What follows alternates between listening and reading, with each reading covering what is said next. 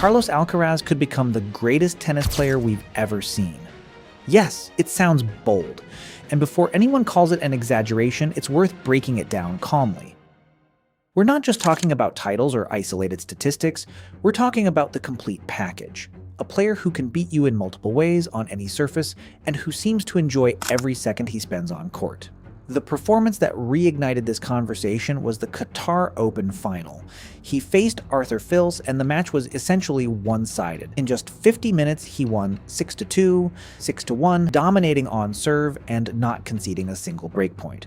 It was total control from start to finish. And that brings up an uncomfortable but fascinating question. Are we watching the most complete player in tennis history? Maybe not yet, but what does seem clear is that he's one of the few who truly has the potential to reach that level. When we talk about the greatest of all time, we usually focus on trophies. But with Alcaraz, there's something more.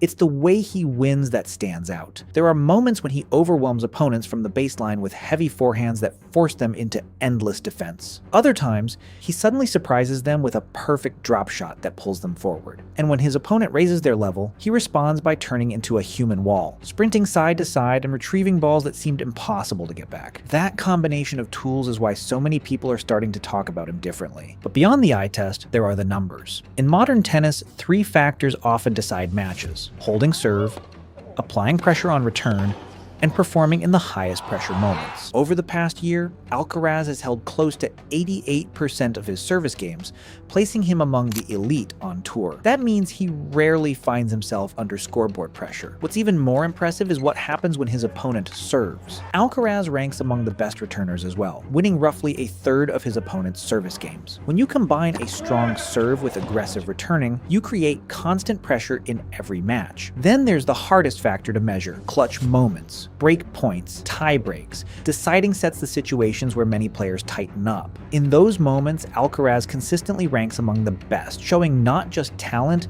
but exceptional competitive mentality. Hate giving up. Zooming out, his career has progressed at an astonishing pace. He became the youngest world #1 in history. He won Grand Slam titles on multiple surfaces at an age when most players are still trying to establish themselves. And his win percentage at major tournaments is remarkable for someone so young. But perhaps what's most impressive isn't just his resume, it's his style of play. He possesses a rare blend of qualities: speed, power, creativity, defense, and an athletic ability that allows him to turn impossible points into winners. His forehand alone can shift between heavy baseline strikes, explosive attacks, and sudden changes of pace. That variety constantly forces opponents into difficult decisions under pressure. If you had to nitpick, you might point to his serve or certain aspects of his backhand. But even those areas continue to evolve. What makes this especially intriguing is that Alcaraz is only 22 years old. Most great champions reach their true prime between 25 and 28, which means that if this is the current version, his peak might still be ahead of him. So the question remains open: is he already the best player we've ever seen? Probably not yet. Does he have the potential to become one of the greatest in history? It seems more possible with each passing season.